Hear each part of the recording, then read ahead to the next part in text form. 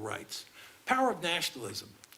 Look, the idea that the United States can go around the world violating the sovereignty of other countries, invading those countries, and doing social engineering at the end of a rifle barrel is a prescription for giant trouble. If you're smart, you stay out of countries like Iraq. You stay out of countries like Afghanistan.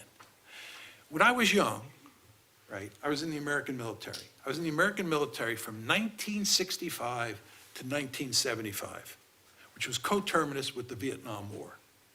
And over the course of those 10 years, I watched the United States get battered in Vietnam and lose. We lost the Vietnam War. It was a deeply humbling experience for the American people. And the thing I learned was you do not want to go into a place like Vietnam.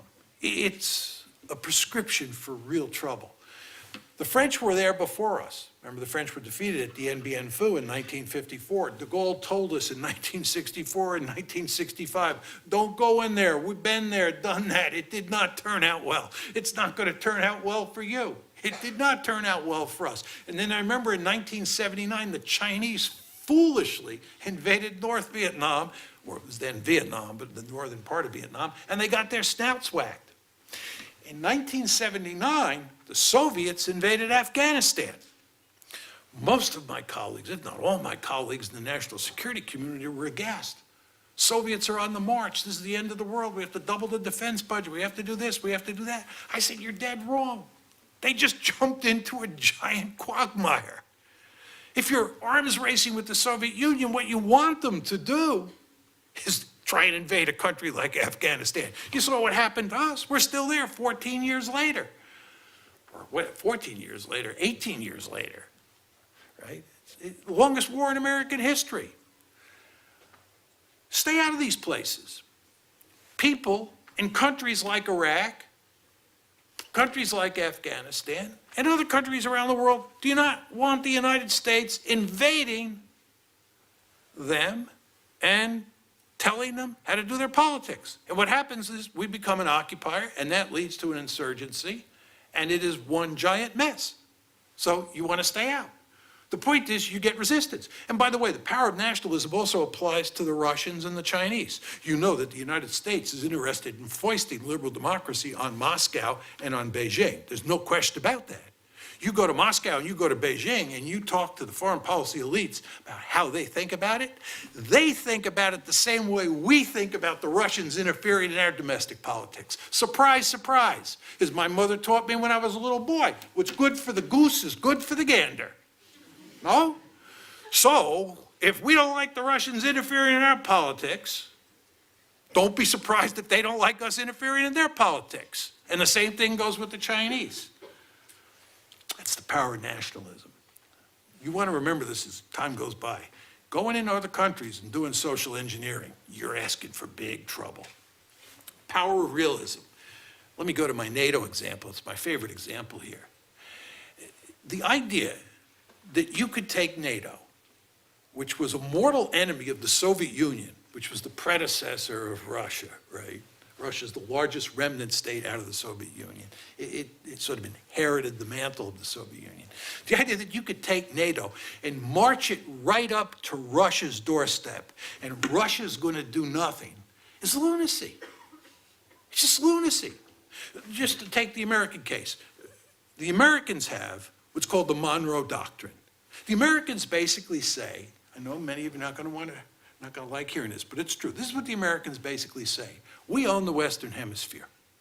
It's our backyard. No distant great power from Europe or from Asia is either allowed to form a military alliance with a country in the Western Hemisphere or bring military forces into the Western Hemisphere. When I was young, we had this thing called the Cuban Missile Crisis. The Soviets put missiles in Cuba. This is categorically unacceptable to the United States. And we told the Soviets that, and we forced them to take the nuclear missiles out. Then they talked about building a naval base at Cienfuegos in Cuba. The United States again told them, this is categorically unacceptable. This is the Monroe Doctrine. You do not bring Soviet military forces into the Western Hemisphere. Let me give you a hypothetical situation. 50 years from now, China's really powerful. It forms a military alliance with Canada and with Mexico. It starts to move troops into Toronto and Mexico City. You think the Americans are just going to sit there?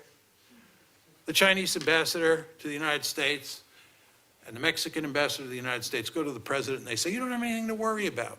We're a benign hegemon, right? This is not aimed at you. What do you think the president's going to believe that? You think we're going to tolerate Chinese military forces in Canada or in Mexico? I can assure you we are not. The United States, you want to always remember this, a ruthless great power. There are a few great powers in modern history that are as ruthless as the United States. We cover that up with liberal rhetoric, right? But we are ruthless, and that's not going to happen. Any country that invites one of those countries with a lot of power in Europe or East Asia into the Western Hemisphere is really asking for trouble. Well, the Russians are the same as the Americans in this regard. They do not want Ukraine and Georgia turned into Western bulwarks.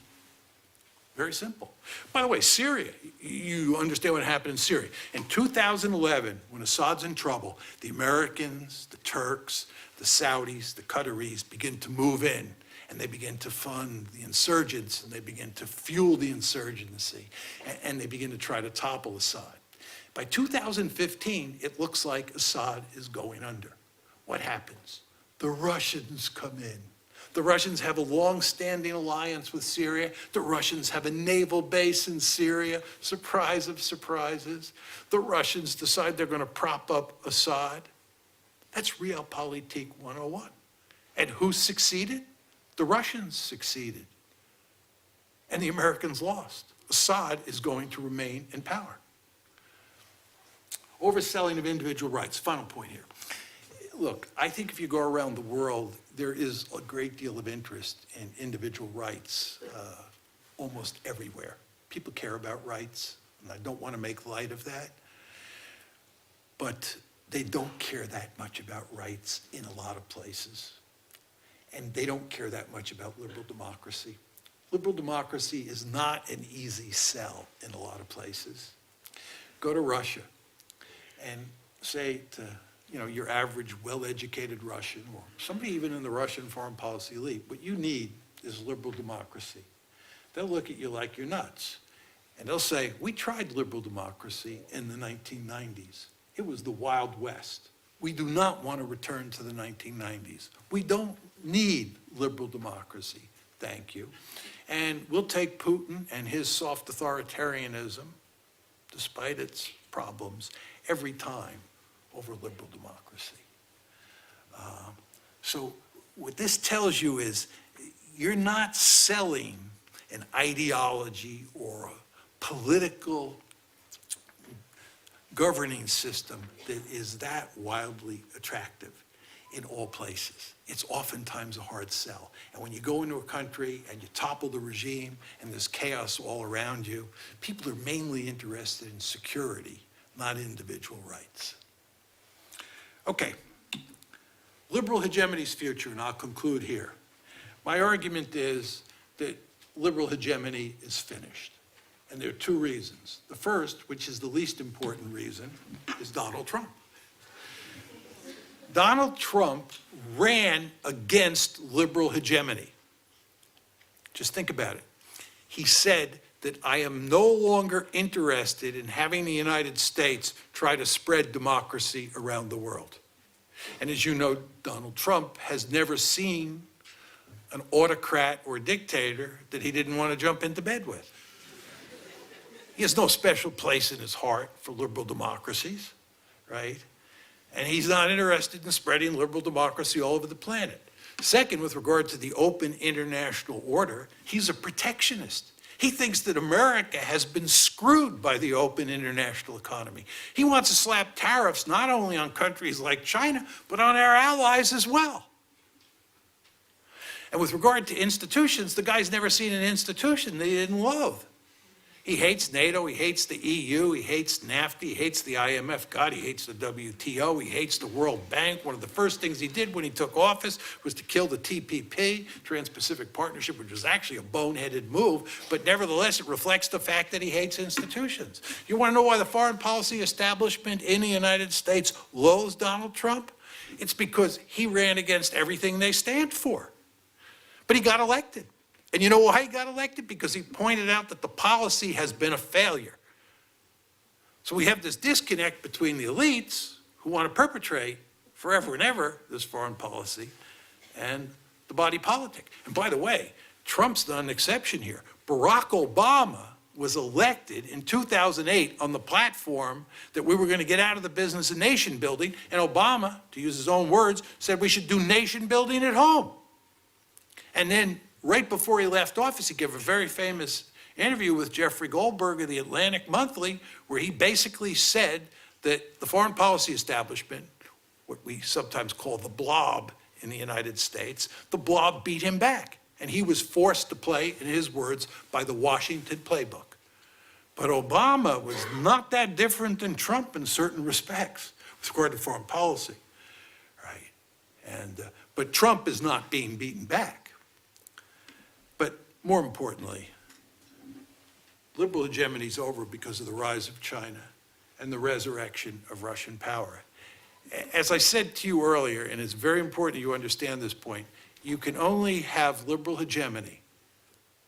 You can only pursue this really radical foreign policy in a unipolar world where the sole pole, which is, of course, Uncle Sam, does not have to worry about competing with other great powers. Now that China and Russia are considered great powers, and we're talking about the return of great power politics, and we're talking about multipolarity, security competition is back in force, and it squeezes out liberal hegemony. So, for better or for worse, liberal hegemony is history. Thank you.